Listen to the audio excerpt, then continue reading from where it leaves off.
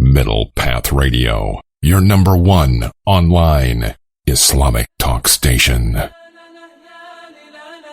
Welcome to Straight Talk, a current affairs show covering a wide array of topics, from societal matters to religious issues, from political injustice to economic subjugation, and much more. We say it as it is and let you speak your mind.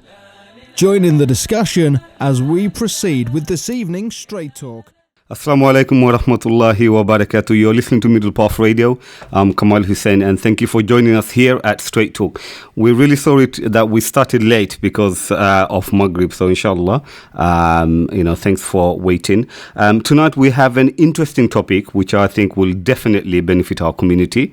Also with us tonight we have two distinguished guests, alhamdulillah. So please do ring in or text us and share your thoughts and comments. Our number is as usual 07477080248, or you can tweet us at Middle Path Radio. If you have missed any of our shows, you can listen to them from our website, which is straight-talk.co.uk, and you can also download our podcast, which is available. This month is the annual celebration of Boishakhi Mela, which is celebrating the Bangladeshi New Year. This is hosted in the heart of Bengali community in Tower Hamlets. I've been told due to certain circumstances, the Mela has been postponed to a future date, but it's definitely taking place this year. Every year, this Mela creates a commotion within the Bengali community. Some enjoy celebrating the culture, whilst others feel this goes against their core Islamic values. What do you think? Call us and tell us how you feel about this festival. Our number is 07477080248. I feel that no one has really looked at this deeply and examined the history, its effects on the community now and in the future. So here at Straight Talk, we want to look at this from all angles, inshallah.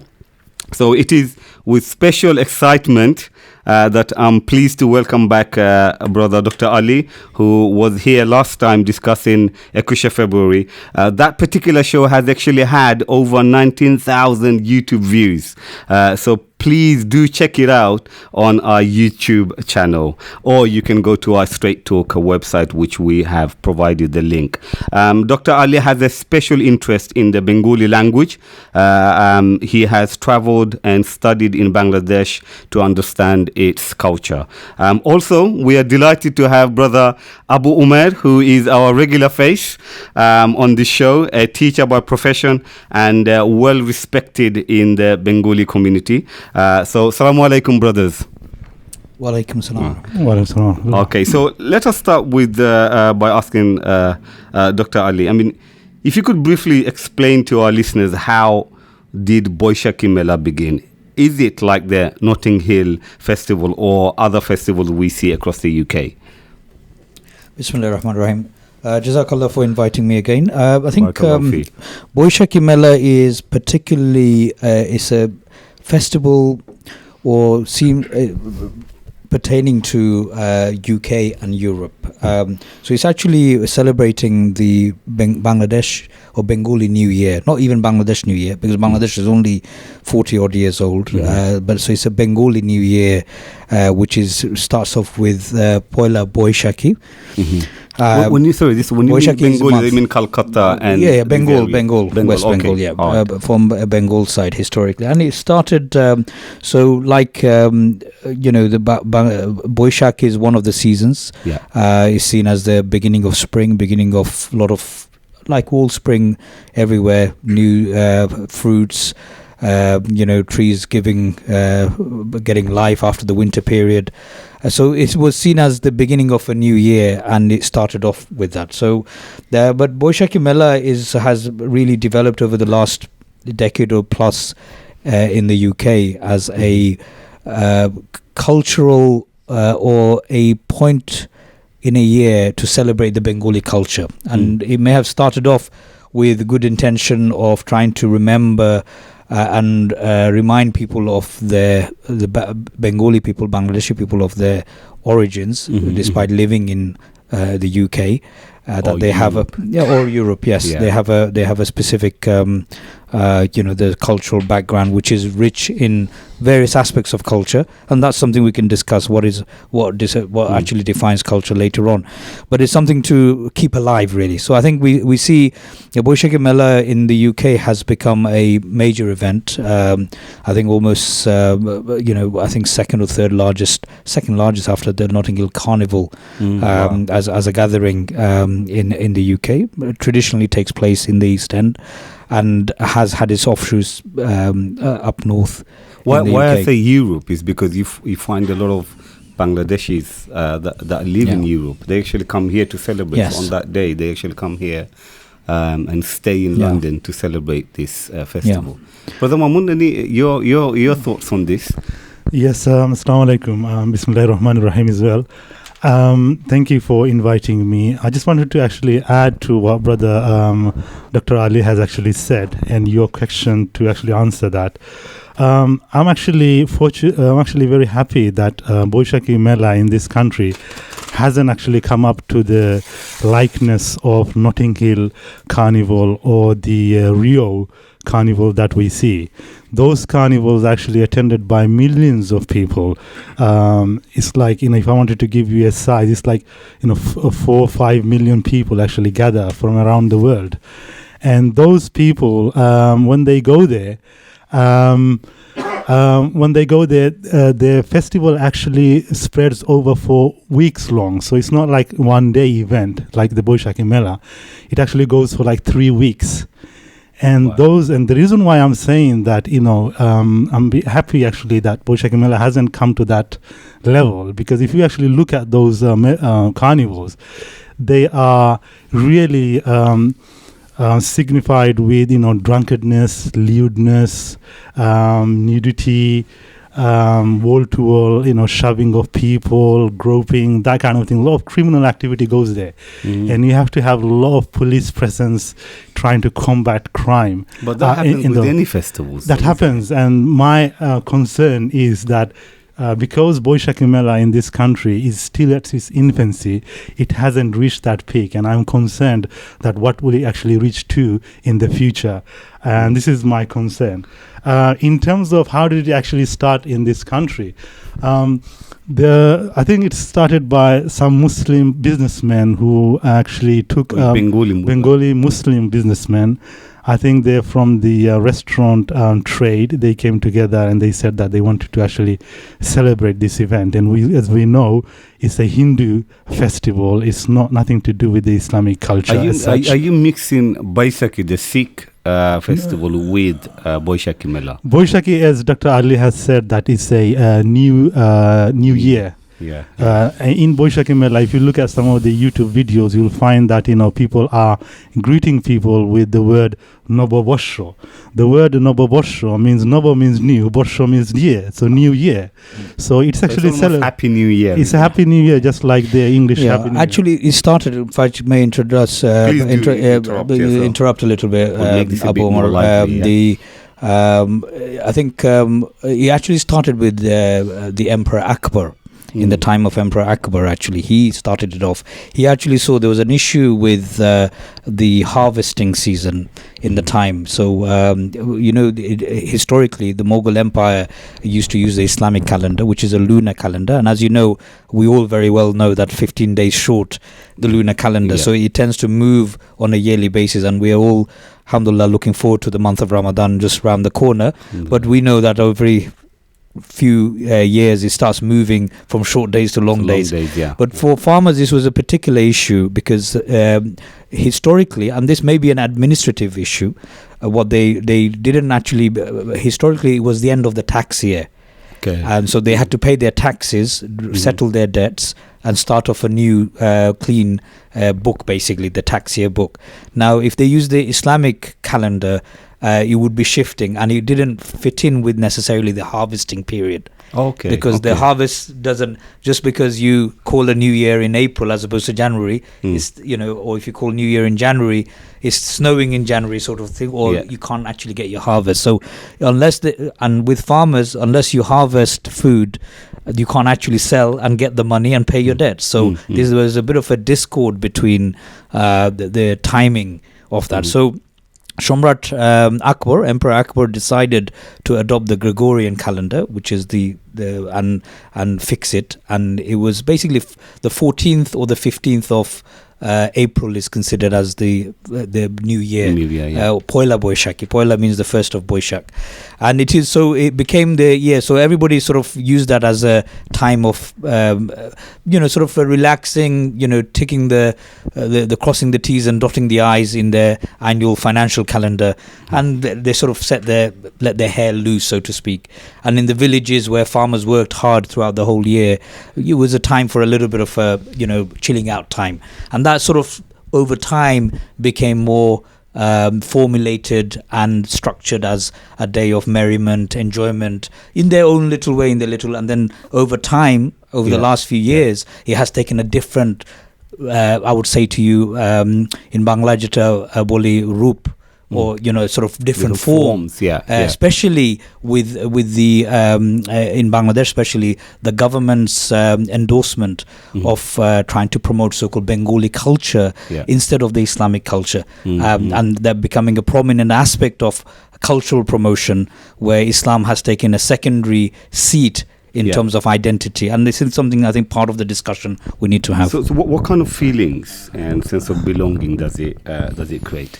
I mean, in terms of the feelings, when I actually asked my friends and distant relatives, and also discussed with the people who actually attend those these festivals, Mela, or when we actually look into the parda of the TV, we find that one of the reasons why people actually go there, you see, a lot of these people are actually migrants. Immigrants from Bangladesh and Kolkata. You did mention restaurant workers. Yeah, restaurant workers and immigrants from Bangladesh. And when they actually did immigrated to Britain, migrated to Britain, they sometimes occasionally they feel out of place. So they actually working in restaurants, and other distant relatives, for example, who are in England and Wales, they see this is a coming together as a one-off event in a year, where they can actually come and meet other fellow friends and relatives.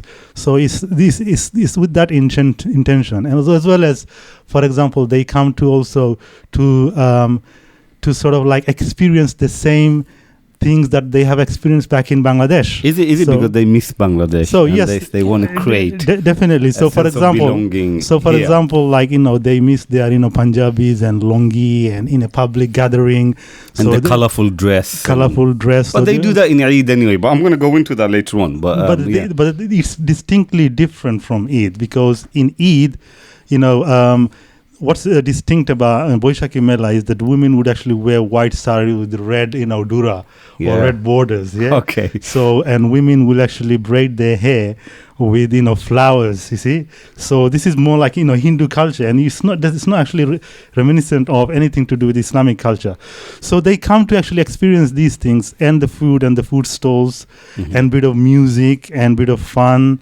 And amusement, and these are the sort of things they come for, and I think they get actually really infatuated by the sheer size. Yeah, they do bring a lot of the musicians from Bangladesh. Yeah, they do bring musicians from Bangladesh, and they get sort of like thrilled by the sheer size of the gathering as well. Okay, so they are overwhelmed. So they are overwhelmed, and they have to. They like to have that thrill, and this is one of the reasons. Few of the reasons why they actually come to. I don't know what Dr. Rahul would want to say on this, but what's your take on this? Well, I think it's all of the above, to be honest. I think one should never doubt the intention. The intention of attending these things are very varied. I mean, majority is attended by Muslims, but whether it's here or the Poila Boishakhi celebrations in Bangladesh, where 85% of the population is Muslim. So it's not. Yes, the origin in Bengal, if you think about it, before Islam in Bengal, it was Hinduism, and has been for thousands of years. And our forefathers were Hindus, and then we became Muslim because of Islam spread into those regions. But the culture and tradition, culture by definition is something that is always formed by the viewpoint that people carry about life, and over time it evolves. And when you get a new way of looking at life, that also brings its own culture and determines its own culture. But when you start, when you're not clear on where your limits are, I guess you end up having a mishmash of cultures, and where people just see it as part of the baggage of cultural evolution. Okay, I'm just want to say, some families say this is a great opportunity to teach their children the Bengali culture and heritage, which they are losing due to their upbringing in UK. What are your thoughts? I mean, maybe that's one of the reasons that they have these functions, that they want to make sure. I think again, there is a rationale behind it. Of course, this is an aspect. Wearing a sari, lungi, Punjabi, a certain kind of local folk songs and things like that. These are part of the culture itself. If you were to have a cultural what do you call museum, you could probably say this region's people wear these clothes, eat this food, listen to this music, kind of music. And that's an educational event. This is more than just an educational event. My thing is that most people, yes, I can see the argument. I'm not going to necessarily deny that's not an argument that they can bring forward, but I look at it as, so for me, immersion of a culture, what is the value of a culture if it doesn't add necessarily anything to an identity? And that's why my father took me back to Bangladesh and to learn about the culture. He immersed me in that environment, but I didn't attend any Boishakhi Mela or anything while I was out there to learn about that culture. Just going back, when you said obviously you went back to learn the culture, what is this culture? Because we talk about the British culture, and they still haven't defined what. Absolutely. So what is this Bangladeshi culture? So I think that's a very good question. I think when we talk about culture, it's the values that people actually hold about themselves, their environment, and the people around them. And these values ultimately are shaped by the ideas they have in their head. So in Bangladesh, I would say to you, the culture of Bangladesh is actually an Islamic culture. That's what Islamic I'm culture. assuming. The culture of the social cohesion. I mentioned this last time, that way people look after each other, the elderly, the young, the environment. For instance, people are very environmentally respectful of this is part inherent within the Islamic culture. But with modern day changes and the lack of Islam being any longer being at the guiding front of the new generations, what we're seeing a significant change in people's behavior towards each other, and creeping westernization in terms of ethics, etiquettes, environmental destruction, and the pure selfish sort of pursuance of wealth, which was not necessarily there in the days of our forefathers. People had time for each other. People had time for their elderly parents, their relatives, had time for the poor. Even now you get that in the village culture. In the village is still there, which has been relatively less tainted by the hustle and bustle of life, the rat race of life that has been defined. Sorry, Abu Mari. I just wanted to say that the parents who have actually concern for their children to actually come to those and to teach them the culture. You see, there is nothing wrong with teaching their children, like for example, like wearing a frock, or for example, the Bengali language, or the Bengali language, or for example, having a good bite in a samosa, or on a samosa. These are totally okay, and we are not actually arguing anything about this. This is totally fine. But what we find that when we come to this carnivals, when we come to these, melas, we find that the dress sense is completely different.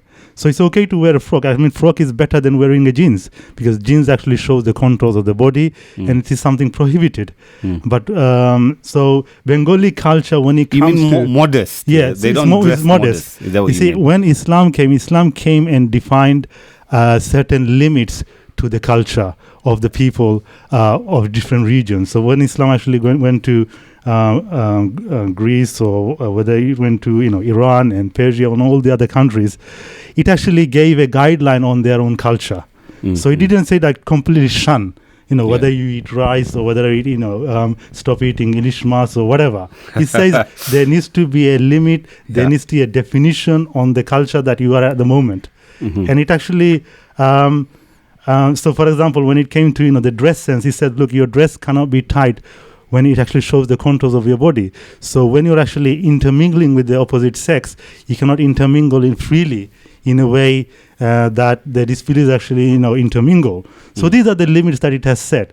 So when we say culture, you see, culture is actually over time, it's actually a training of our mental state, our actions and our discipline.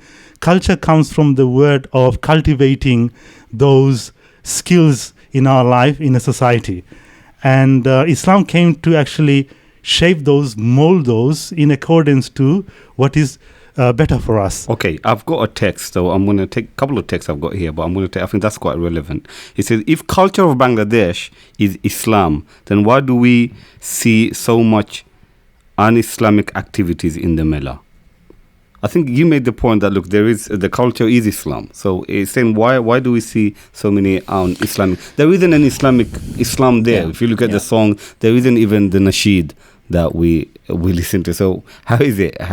Well, I think it's a very, as I said to you, that we have a potpourri. Culture is never monolithic, because people have historical culture. So for instance, an Englishman will always wear a shirt and a pair of trousers. He's not going to just, even if he becomes a Muslim, he's not going to suddenly become wearing a thub and as the Arabs do. I think people often mistake the physicality, physical presentation of culture and the little ways of doing. So Englishman may still eat his shepherd's pie, even though he's a Muslim, but it'll be halal meat in the shepherd's pie. You see, that's culturally, that's what it is. And I think Islam has no problem with lungi and kurta, and just because Bangladesh is predominantly Muslim, everybody doesn't have to wear a thub. And who says thub is an Islamic dress? It isn't. And I think people try and it's all about identity, an element of identity. But what the questioner asked about the non-Islamic practices, and I would say to you that when a lot of these events, they are actually done, they are celebrated, not necessarily understanding where it came from and what's the intention of it. Most of these cultural activities are there. People just want to let their head down and basically have some merriment. And I think the whole idea of merriment and Islam is a discussion in its own right, and how much and what is considered as appropriate. But in this situation, people forget what are the limits. So just because you have the name of Abdullah and you pray 5 times a day doesn't necessarily mean that you will automatically do everything in your life according to Islam. I think the question is, look, in these melas, they don't have anything Islamic. So, nasheed or whatever that, I totally agree that it's not the clothing, but there's nothing there. So, I mean, is this a secular mentality that, look, we need to live Islam, this is all religious, this is not religious? So it's about identity politics. I think if you think about the whole world at the moment is consumed with identity. And the resurgence of so-called ethnic identities, cultural identities, there's a massive boom. I mean, if you think about the Olympics, what is Olympics? Every 4 years, if you think about the World Cup, it's football, but it's actually more than football. It's about nation states. It's about celebrating nations and the differences between nations, and so-called to say, look, I'm a different nation than you. And it is creating a competition between nations is what, for instance, the Olympics is about. Now, culturally, so people try and identify themselves as from this region, that area. I mean, I spoke last time about the whole issue of micronationalism. Yeah, I talked about that in Bangladesh. We have a problem with people from Dhaka versus Borishal to Pabna, Joshur and Sylhet to Kumilla and Chittagong. So there, each region is in its own, it claims to have its own unique identity. And we've noticed that even living in the West, where people from different parts of Bangladesh, they find it difficult sometimes to mix, and they bring, even within Sylhet, we have problems with people from Sunamganj versus Biani Bazar to Molawi Bazar.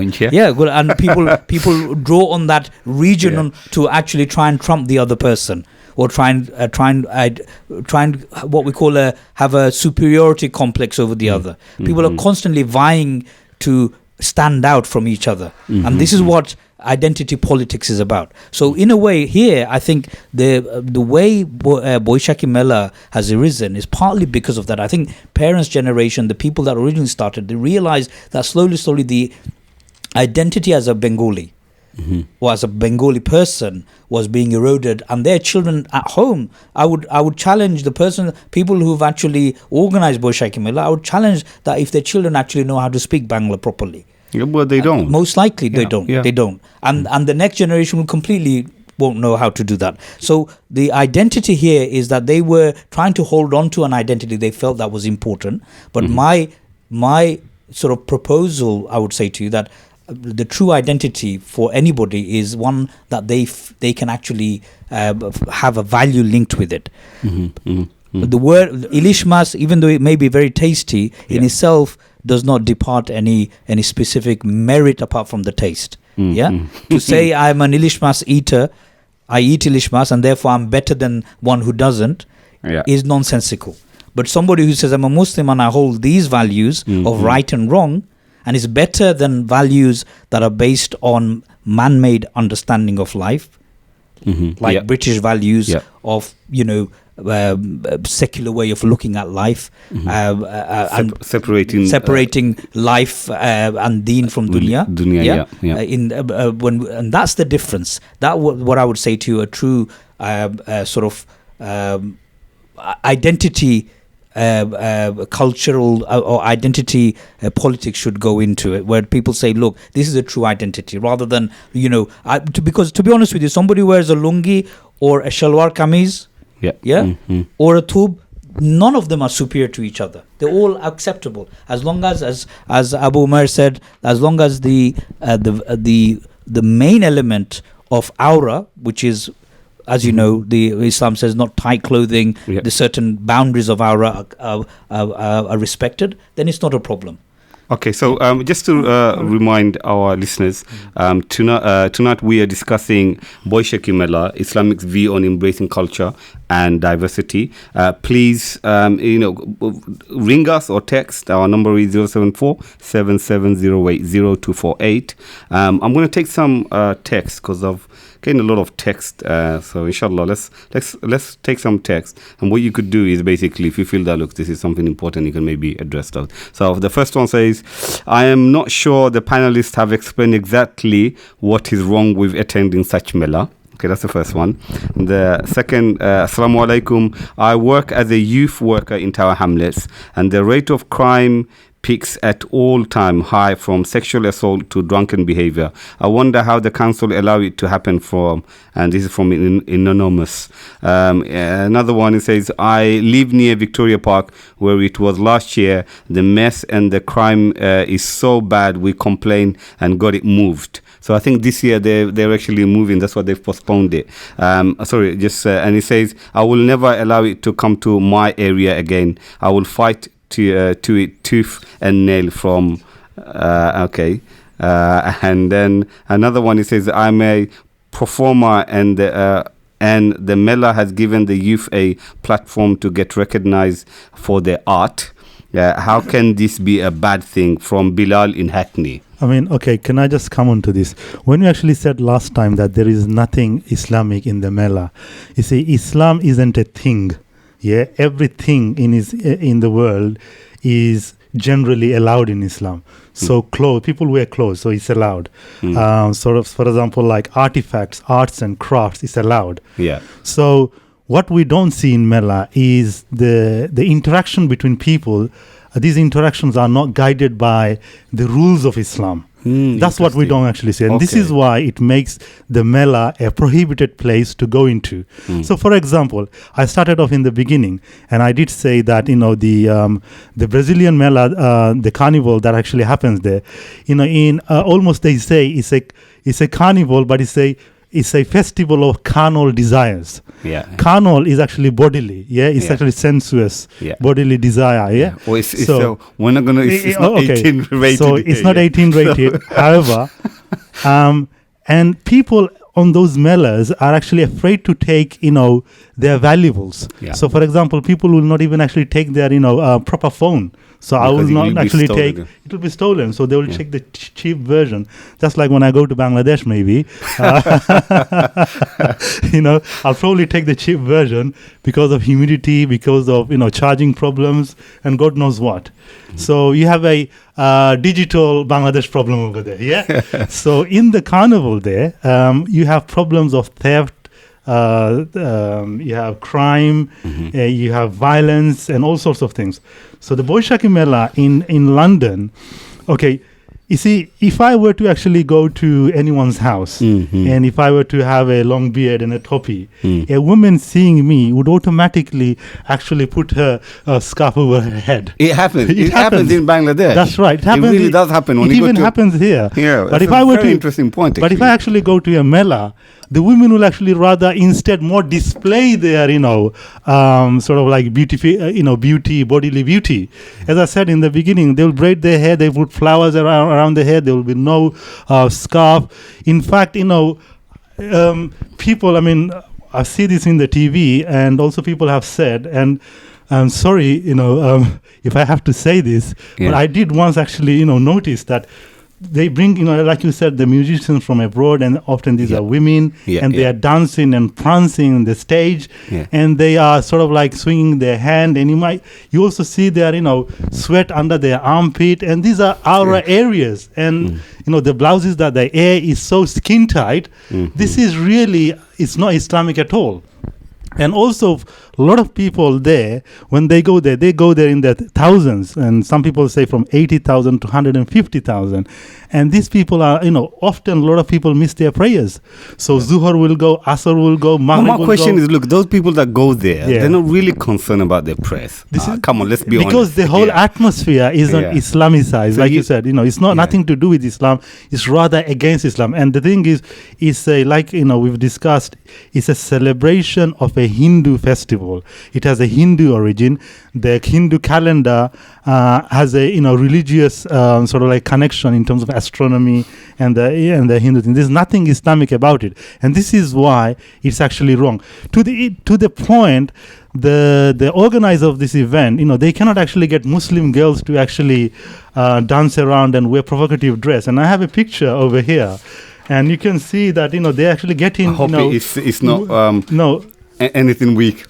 They're actually getting sort of like English girls to actually wear saris and show off their beauties, because Muslim girls probably wouldn't actually allow them. It could be just things, it could be, hold on, because if it's in Brick Lane, it could be just a lot of Brick Lane is very liberal now, so you find so a lot of people want to take part, because if you look at any other festival, whether it is the Notting Hill Festival, you'll find it's more African orientated, isn't it? But you find all over, it's a multicultural society we live in, so we can't just say, look, they get these white girls to dance for them. I don't know. No, the reason, one of the reasons I say that, you may be right. I can't buy into that, but you may be right, but one of the reasons I say this is that sometimes even in Bollywood, they would actually get this European cabarets or whatever they call them, and also unfortunately, like Biani Bazaar, Shomiti, and all these other Shomitis that we have, when they have their gatherings in like in Toynbee Hall or venues like in High Street North, they actually sort of like order in girls to actually dance around on the stage. So it's not an isolated, it's not, I'm not saying something very remote and, something totally could be untrue. There is an element of truth in there. Okay, fair enough. So I just wanted to add, maybe take the discussion a bit further. One of the things that I would say, observation really more than a reflection from my own self. When I look at something like our lives are short, relatively speaking, to a life of a nation and a life, Jatir life hishabe. We're very short life, 70, 80 years, if that, where it's been hundreds of years. Our culture. That's if you're lucky. Yeah, if you're lucky, of course. Now, the thing here is that it's all about normalizing a practice without thinking what you're normalizing. And Abu Umar mentioned about some of these activities. What you'll find is that increasingly, compared to 20 years ago, I'm aware 20, 25 years, 30 years ago, in the UK, cultural events were not as common as they are now. Okay. So having a song and a dance at on any excuse, any occasion, is seen as normal. To the point where now weddings are adopting these, where a lot of people feel obliged that they need to bring this part of the culture within the celebration of a wedding. So, and slowly, what we're seeing is it has become normalized as something that we do as Bengalis. Okay. Yeah. Even as Muslims, we do as Bengalis, and that in itself, what I actually and I would like to maybe bring quickly on the issue that in Bangladesh, maybe not as much here, but in Bangladesh, in Poila Boishakhi, you see the street that is swarming with people, and you see lots of paraphernalia which involve statues, which involve masks, which involve basically all kind of very artistic expressions of in a way, idols, I would say to you, if for a lack of a better word, people carrying idols of different descriptions, and using those to sort of express their artistry. And what I actually fear is that these become normalized to the point where, yes, today I've made this Koshtokori Rasi idol, Boishakhi lagi manaisi, I'll keep it for a month. After a while, few years down the line, you'll stay in my house for the rest. Before you know it, these starting to get worshipped. And I actually believe the way society adopted idol worship, and this is maybe a very controversial statement, but I believe how society normalized idol worship was that there was a time in Makkah, the Kaaba was purely worshipping Ismail alayhi salam, and the Ibrahimic faith was only to Allah subhanahu wa ta'ala. But there came a time these Muslims were forced or somehow adopted the worship of idols. It was normalized until 360 idols ended up into their holy space of the Kaaba. So but there is a slippery slope, and problem with cultures that have no boundaries, that are just evolving because they happen to evolve, leads to un-Islamic practice, which may be very subtle initially, and slowly you tend to drift off. Let me take you back. I mean, who are the people who are promoting this Mela, and what kind of reactions have you sensed from the Muslim community, especially our masjids and the Islamic organizations? Well, the thing is, these Melas are, as I said, initially started by, from my understanding, restaurant, owners. And you have to really look at the background of these people. Some of these people actually spend their life, selling alcohol in the restaurant. They have come up with this idea to celebrate some Boishakhi Mela. And they don't, it's not from the basis of Islam that they have come up with this idea. And we actually discussed. And you've discussed that. And when we've said that, it's not an Islamic What's event. What's the benefit? I mean, so, but also, some of the sponsors that they've actually introduced to support this Mela, you'll find Cobra Beer. The Cobra Beer is obviously it's an alcohol, and these people are funding it. The council took over it, I think. Council have they also given it back. I think they've initially they took over this Mela, and they've I think administration. I think what they've said is that it used to happen in Weaversfield, which is next to Bethnal Green and Brick Lane, because of planning issues, because of safety and the crowd control. They said that it's better to actually go into Victoria Park. Now the people who actually founded, which is the Boishakhi Mela Trust, these people are actually campaigning, saying that look, it started off in the origin place of Brick Lane and Weaversfield. We want to actually keep it in there. So they actually campaigning to bring it back, because they say that it's sort of it brings some sort of good memories about how it started off and where we want to actually have it. So they're campaigning to bring it off, and I think this is why there is a delay in this year to actually to get it in this place. So in terms of the sponsors, these are Cobra Beer, these are your likes of BBC, these are NTVs, and Metropolitan Police.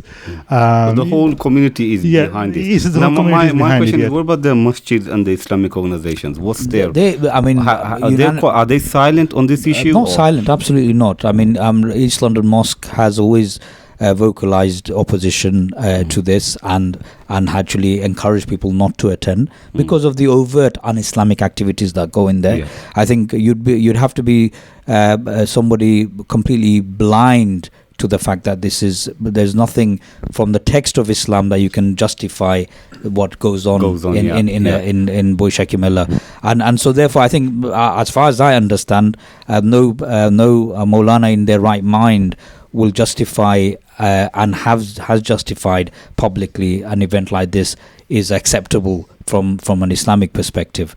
But I think the promotion, something like this, I don't actually, I expect it to be promoted purely because why? I actually believe there is an agenda, and you may call me a conspiratorial theorist on this, but there's an agenda to remove... Don't worry, this is straight talk, so you can speak your mind. I will speak my mind, but I believe there's an agenda to remove the desire for Islamic identity in the minds of Muslims in this country and substitute that with so-called cultural secular identities. So the more you promote secular identities within individuals and communities, what it tends to do is fill a void that is there, which Islam was meant to fill. So any Islamic cultural events seem less desirable potentially. People have difficulty organizing Islamic events, not necessarily everywhere, but definitely a national promotion of something like Boishakhi Mela tells you that there is endorsement even at a state level. But my question is, does Islam go against cultural celebration? As we said that Islam came to actually shape the culture. So if our culture, as I said, is to eat ilishmas and pantabat, which is actually a delicacy, or which is actually one of the dish for the Mela, it says that do eat that, but wash your hands. So Islam came to actually and wash your hands and start with the right hand. So Islam doesn't have Bismillah, and start with the Bismillah as well. So when you wear your flowers and on your braided hair, make sure you show that to your husband and not to foreign men in the Mela.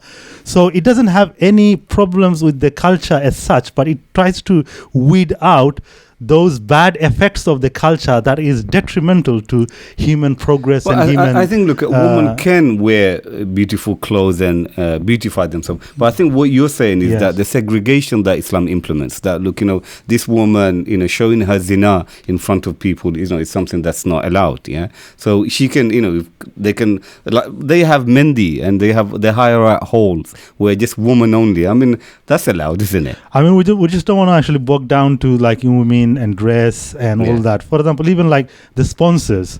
I mean, Islam would not actually have an event which is sponsored by Cobra Beer. I mean, this is a filthy narcotics, that actually befogs the minds of the people, and doctors and the health institutions will know the effects of drunkenness and beer that it has on us. It has so much, so many bad effects that is uncountable.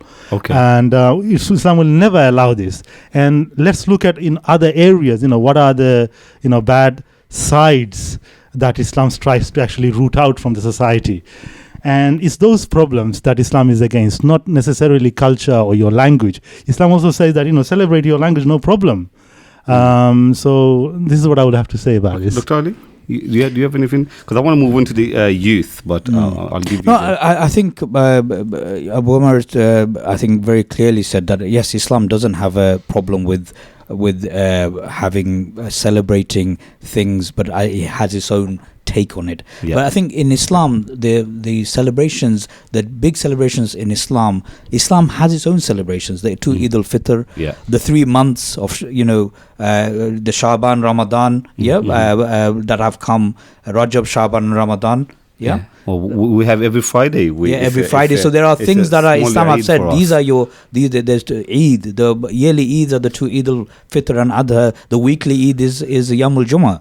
So these are, so it doesn't deny and says you don't have anything and guys sit at home, do nothing. But rather it says, look, yes, there is a need for human beings to mark a day, mark an event, note in their mind that life is moving on, and there is time for identifying, celebrating existence. So, alhamdulillah, the end of Ramadan is celebrated, one of the greatest Eid al-Fitr, but it's done in a way Islam has defined how it should be done. People are joyous in that day, but it's through the remembrance of Allah. And I ask this question on Boishakhi Mela: how many times is the word of Allah, the name of Allah, is mentioned in Boishakhi Mela? So if an event is present without even is not even started with the name of Allah, with that intention, remembered. They may say it now because I've said it, and they may start it off, and that would be total, anathema to the whole thing. Make it halal if they do, isn't it? If only. But you know what I mean. So if that's the case, if the remembrance of Allah is not there, where Islam has come to remind man and mankind that every awake moment that he spends in life, it should be in the worship of Allah subhanahu wa ta'ala, i.e. through the remembrance. And anything that takes us away from that remembrance is not really encouraged from Islam. Okay, so can I just come on to this? Yes, sure. So, for example, like I would say to the brothers and the sisters that actually go to this Mela, why not have a big Jamaat in there, and why not actually eradicate all those un-Islamic practices? If you can do that, and so are you encouraging us to go there? Maybe we can do a big Jamaat. No, if you can actually do a big Jamaat, if you can actually take the women without the hijab and the jilbab, if you can take the dancing in front of live dance and live music, anything that Islam actually prohibits. Then if it's just a Mela, the word Mela is actually a spread. It's actually an open space gathering of people. And if this Mela is about arts and crafts and your little gotti or your bowl here and your fruits there, and if there is this like a bazaar kind of thing, I mean East London Masjid did this, and there's nothing. East London Masjid actually, I remember they did an alternative. There is an Islamic bazaar that happens in Myland Park, and there is a Islamic. There's not only Islamic. There's the one in King's Cross. People actually do. There's nothing wrong with that, but I want to actually say to your listeners. Oh, listeners, yes, your forefathers have actually adopted Islam, through Shah Jalal, who went to Bangladesh, and through his da'wah, your forefathers have shunned the Hindu religion and Hindu practices, the Hindu way of life. That culture, this culture will not lead to your salvation. Why have you now adopting this Hindu culture, or a culture that is not from Islam? It's a culture of disbelief, a culture that's going to take you to the hellfire. Because Allah has prohibited the actions that you are doing. And I am sure that your listeners are not naive. If they just contemplate, they will realize that, look, yes, what we're doing there is wrong. Yes, Islam mandates that there is a system in place between men and women. There is a system in place in terms of ordinance, in terms of music and dance and all these kind of things. These things are not followed. And surely, as I said, that people miss all their prayers, even young to the old. They miss all the prayers. Surely it's not an Islamic environment. This environment is wrong, and it's about time. It's about time for your listeners. It's about time for your listeners that they need to adopt Islam as an intellectual way of life, not just because they're born into a Muslim family. Because this is not what their forefathers did. Their forefathers actually embraced Islam rationally. Can I? I'm going to stop you here because I think you've made a good point, and I want to talk about the youth. Our Muslim youth are at a crossroad at this moment. In one hand, they have the Western culture, and on the other hand, they have the Asian Bengali culture, which they inherited from their parents, and then they have Islam. Is there an identity crisis, and what would your advice be? You see, when people actually say to people sometimes that, look, human beings are classed as types. Yeah. So Class as what? Sorry? class as types. Types. Types. Okay, types. Yes. Okay. This is I my thought you just philosophy, said by the way. types. The types. Yeah. Yeah. So it's not like I'm Bangladeshi, you're British, and he's Algerian. These are not necessarily types of people. In Islam, Allah describes humanity as those who believe and those who do not believe. Yeah. So just like your printer, yeah. So your printer, there are different types of printer. You have dot matrix printer and you have a laser printer. And these printers actually commit their actions in a different mechanism, yeah. And they produce different output or different quality of printed effect, if you like. So when it comes to humanity, you either a believer in God, which is Allah in our case, and a Muslim, or you're non-believer. And your action dictates your type. Yeah. My question is, so the identity crisis coming to this point is that there are only two types of identity. You either a Muslim, hold a Muslim identity. That means that in your actions you follow the commandments of Allah. You pray your salah. When it comes to economics, you follow the Islamic economic system. When it comes to the judicial, view in terms of life and the punishment or education, you follow that and you embody that, and it translates into your emotions and your actions. Yeah, just like the two types of printer. Similarly, in men, you have a disbeliever and you have a believer. Believer's action is always following according to the commandments of Allah, and it produces a certain effect in society and in the world. And with the disbeliever, their type of action is they do according to whatever they desire. Whims and desires. Okay, Dr. Ali, is it that black and white? I think, you mentioned about the youth. I want to go back to this issue of it is a very tough time for our youth. You've got the British culture, you've got the Asian culture, you've got the Islam. They're lost. We are at the junction of literally this whole multicultural Britain that they try and celebrate, and at the same time denigrate. They've also started saying, no, we can't be multicultural, because they're retracting that now and saying it's only British Muslim, British this, British that. Britain has to trump everything else. Otherwise there'll be a problem where people are differing from each other. But I think from if we were, since our predominant audience are Muslims, and I think the discussion here really is that identity, the best identity is the one you choose, and it's linked with thinking, because you can act on that identity. The good and bad comes from a way of looking at something. Good and bad doesn't come from being Bengali. Good and bad doesn't come from being Afghan. Yeah, that's absolutely. Good and bad comes from the way you look at life, and as Abu Umar said, the thoughts that you just carry. The way really. you look at. So, if as a believer you will define good and bad in one way, as a non-believer you will define good and bad in a different way. Sometimes the good may be the same. So, killing a human being, for instance, believer or non-believer, usually people think that's bad. By circumstances, it may not be so. But I think the identity crisis, where the biggest problem is becoming a hybrid of so-called nations, is a problem. So I think the Muslim can transcend all of that. I think one should have an element of their identity is their heritage from where I can never change the fact that I can speak Bengali. I will never change the fact that I can speak English. That I enjoy rice and curries, but I also enjoy food that are made in the UK and from the UK, and also not just the food. It could be just the way they relax, just the way they celebrate certain even issues. Understanding the humor, clothes, the humor varies from country to country. So that in itself will make part of my identity. And identity was never a problem in the time of the Prophet ﷺ, where Sahabas came from different parts of the world. We're aware of, just because of their color or the region they come from. Salman came from Persia, Farsi. He spoke a completely different language to the people of Makkah. But his identity was, yes, you're from there. But when he behaved with the other Sahabas and the people around him, it wasn't based on Persian culture. It was based on Islam.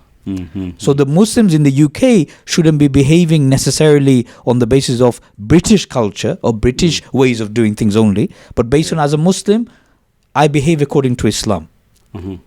Whether I'm in Britain, in London, or I'm in Lahore, or I'm in Dhaka. Okay. Yeah, it doesn't matter. Okay, so at least we've started late, so inshallah we will finish 10 past 10. So please stay with us, inshallah. Yeah, I think it's getting interesting. I'm gonna read. There's a lot of text coming in, so I'll take a couple of those, and if you want to comment, then please do so. Yeah. So the first one says, I will say that at least 50% people attend the Mela are not Muslims. Do we really need to make this a issue of Islam and Muslims? That's the first one.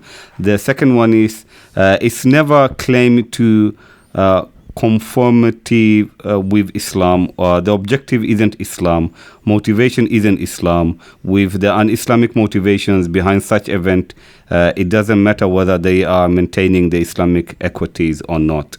Etiquettes or not. Such events need to be rejected from its basis. Third, another one, it says, do you think that people go to these Mela is to forget for a while and just enjoy? Can I come on that? You see, our children are the product of our experiences. Yeah.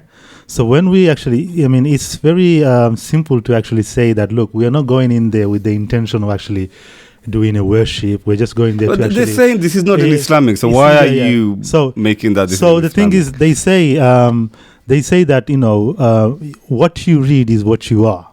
Yeah. So, and I can say for this fact is, well, when I actually take my children to Islamic gatherings, Islamic symposiums and talks, it has an effect on their cultural, and it has an effect on their mental development.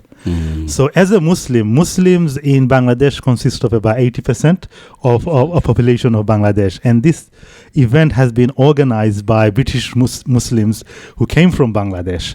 And I would actually argue, if anyone says that it's not Muslims majority who actually attend those, I would say it is a Muslim majority for the time being. And I know that it's actually drawing lots more other cultural people from other countries, whether it's blacks, English. And I think there is a danger for that in the future as well, because we saw the danger when foreigners actually go to Muslim countries and in the resorts of holiday resorts where they actually bring in sort of like promiscuity or alcohol and all sorts of things. And I think this will creep in slowly. This is the danger. And I just wanted to say that when we actually take our wives, when we actually take our children, we are, just like we said, you are what you read and you are what you experience. We are molding them. Eat as well, yeah? Yeah, what you eat as well. And you are actually molding them. So it's not as naive, it's not as simple as saying that, this is harmless fun. It's harmless fun, but it's going to derail into what we can see. We've got evidence of this. We are saying that, look what's happening in Brazil.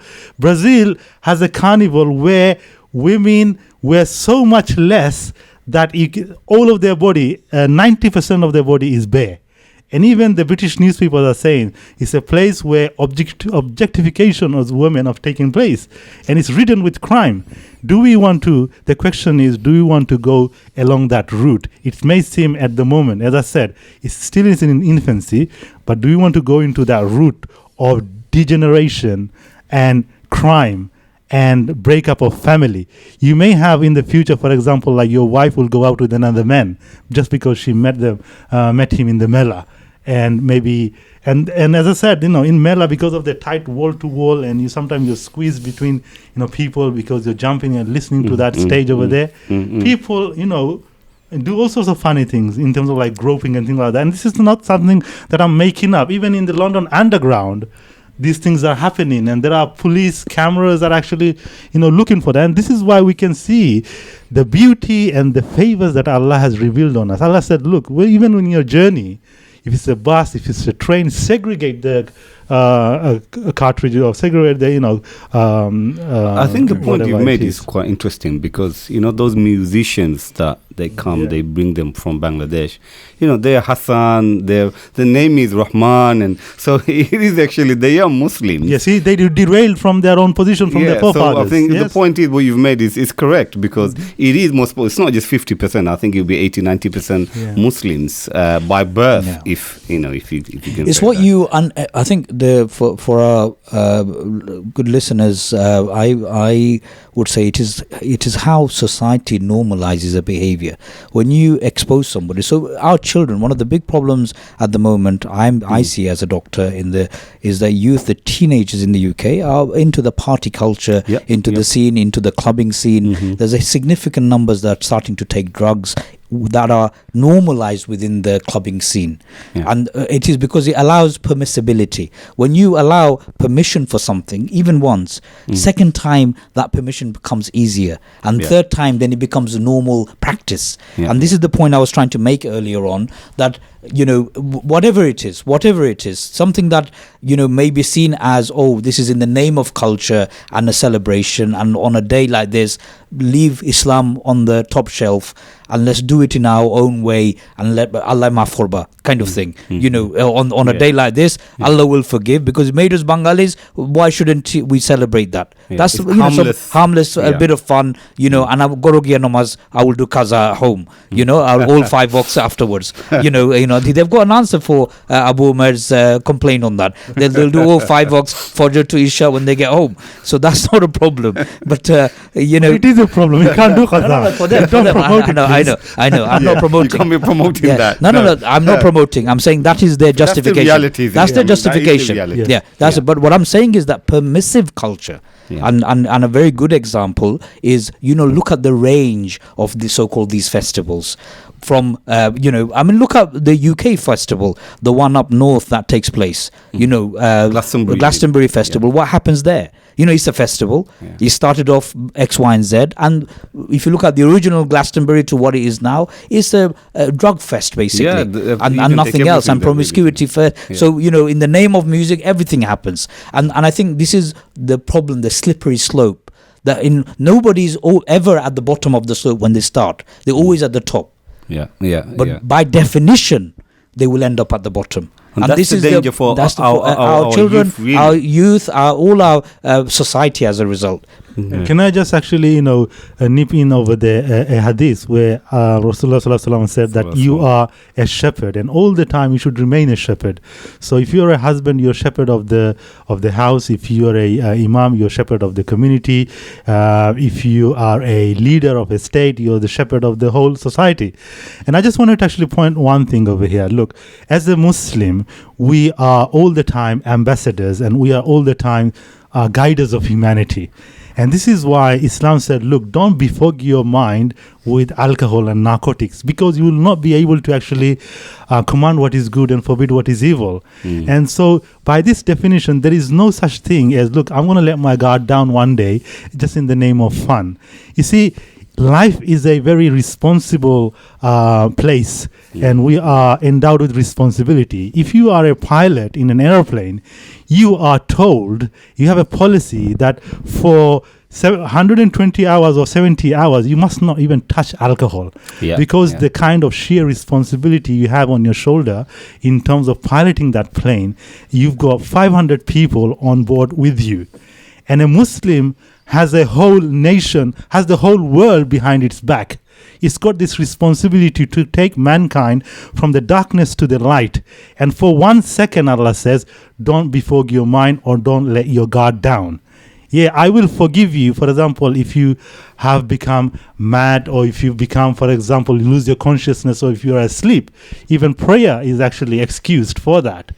But willingly to let your guard down in the name of simple fun, or for example, to say that, oh, there is nothing wrong with this.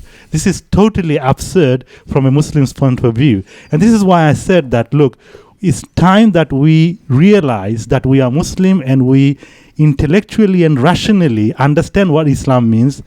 Is this Quran a word from Allah? If it is, let's find out. Does Allah really exist? If He exists, then let us actually abide by his rules all the time, because at the end of the day, it's for our salvation and nothing else. Okay, so let me. I want to finish this here. I think we've gone over a little bit than our normal time. Is there an alternative to these festivals, and how should Muslims celebrate culture? I know you said the Eid. Can they do anything else? No, I think, look, they can. We don't necessarily need to make a day out of it for every. I mean, there was a time that every day could be considered as a cultural. I mean, the Romans, the Greeks, basically had 100 days out of the 300 that they used to celebrate. I mean, every other day was some kind of an event. Do you see? They would celebrate. So it becomes a joke after a while, because everything, it's almost like people are trying to forget the reality of life. They do have that. You've got the Mother's Day, the Father's Day. Yeah, every day, Valentine's Day, you name it. Everything has become, every day has a day now.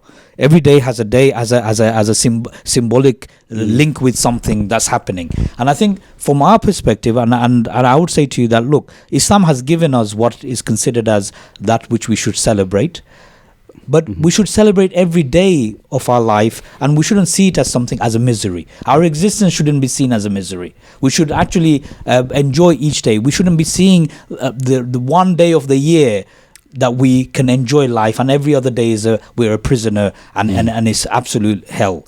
It shouldn't be that. Every day should be something that we should be thankful to Allah subhanahu wa ta'ala, that He has got us up in the morning and He's put us to bed at night, and we've worshipped Him in that day and enjoyed. And enjoyment can be found. And I think this is where people who haven't reflected on... It's almost, if you're religious, or if you believe in Allah, or if you practice Islam, then you can't enjoy yourself. I think this is the message a lot of people get. They say, well, look, we can't have fun. You can have fun. That's what you're saying. You can actually have fun, isn't it? You can have fun, and the contentment from that. There's many types of things one can do as a Muslim that is within the halal means. And as long as you stay within the boundary, you can be inventive on that. But that doesn't have to be a national event. The problem with nationalizing something and making it as a race and a requirement for the whole of mankind that you must do this, otherwise you're no longer part of it. That's where I think is a problem. I'm going to read out this text. I think it's really nice. It says, to those people who say Mela is not about Islam, so why bring Islam into picture? I would say, do they leave Islam at their home doorstep and attend Mela without being Muslims? Islam is a way of life, not secular. I've got another one. It says, I've seen Muslim people do un-Islamic things at the Mela that they would never do otherwise. The festive surrounding promotes promiscuity, etc., that on a normal day people would abstain from. Please, can you not use short type thing? But okay, so I just wanted to actually say, in terms of having an alternative festival time. The thing is, if people really want to have a festival time, yes, we did say that there are 2 Eids, and yes, there is nothing to stop you from having a festive time. But have a festive time that has a correct and authentic basis. A basis, for example, like I would actually say, why not? Muslims have forgotten this. So the hijrah that Muhammad Sallallahu Alaihi Wasallam made from Mecca to Medina, this is such a significant, event to be celebrated as a Muslim, which we are, over 1 billion people around the world. That needs to be celebrated because it's the dawn of enlightenment for the humanity. This is the time when Muhammad Sallallahu Alaihi Wasallam from Mecca to Medina, he went there to establish the justice. I hope you're innovating something, because we do have like the birthday of Rasulullah. Yeah, no, I'm not saying that. I think, some people will say, okay, don't celebrate the birthday of Rasulullah Sallallahu Alaihi Wasallam. But I just want to go there. It's controversial. But I'm saying that why not actually be happy and promote hijrah? People do promote a lot of things in our Muslim countries. For example, Bangladesh promotes 71's independence. But this independence is based on what? Segregation or deportation from your brother, which is another Muslim in Pakistan. This is wrong, But why don't you celebrate hijrah, which is the enlightenment of humanity? A journey that opened the doors for truth and justice to be prevailed, darkness to be eradicated. And I just wanted to say one of the ayah, I think in Surah I forgot the name of the surah. Allah says, Allahu nuru samawati wal ard. Allah is the light of the heavens and the earth. And he describes this light. He says that this light is like a lamp. It's like a light, and it's, outside there is a glass, and it actually gives more light. And then he goes on to say that, and this light is lit by a kind of special oil or kind of special battery that is more powerful. And he's actually describing his light, meaning the guidance of Islam, in that kind of philosophical or in that kind of similitude. And then he actually describes what is darkness. And he says darkness, and only Allah can actually describe this darkness, because humanity at that time didn't know the depths of ocean. He said the darkness is such of kufr or disbelief. Any action that is not based on Islam is so dark that imagine you're underneath the ocean and there are layers and layers of waves. And each layer darkens and darkens and darkens to the point that, even if you have, cloud on top of the ocean, it makes even more darker. So imagine how many layers and veils of dark. And if you were to actually spread your hand underneath this pit of ocean, you can't even see yourself. And he makes strikes a similitude and says that anything that is not based from Islam, whether it's a celebration or an action, is futile, is darkness, and it's going to destroy humanity. And we need to look at the motivation of people who actually sponsor this, people who actually promote this Boishakhi Mela, their intention. Listen, hold on a second. We actually don't eat magur mas, because we say these are Thailand mas, because they actually are bred in filthy waters. Just because of that, we don't eat Thailand magur mas. A lot of people would say that.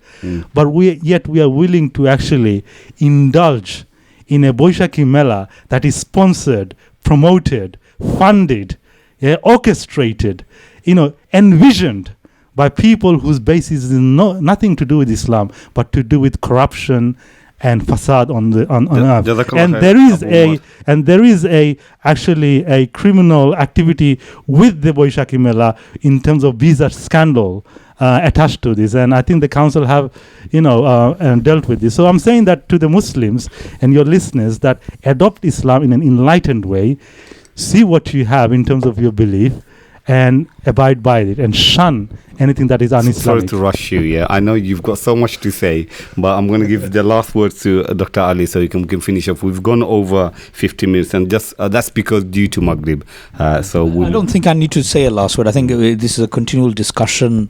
Abu Umar basically encapsulated pretty much the main aspects of this discussion. I think I'll be just adding words to where it's not necessary.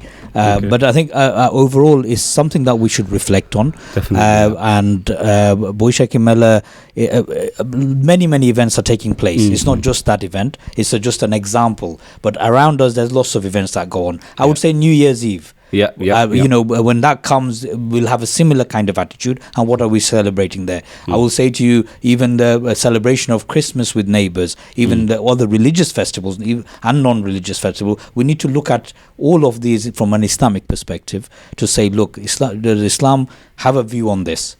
Can we celebrate these things, and should we? And what is the consequence of such action? Jazakallah khair. We do apologize for taking the show a bit longer than usual, but it's because of Maghrib Salah. So I think next week again we might we will start about 10 minutes late. So Jazakallah khair for the brothers for coming in. I would like to thank the brothers for coming in. Do you have a website, and what's it called? Yes, I'm going to give all the information before we finish, inshallah.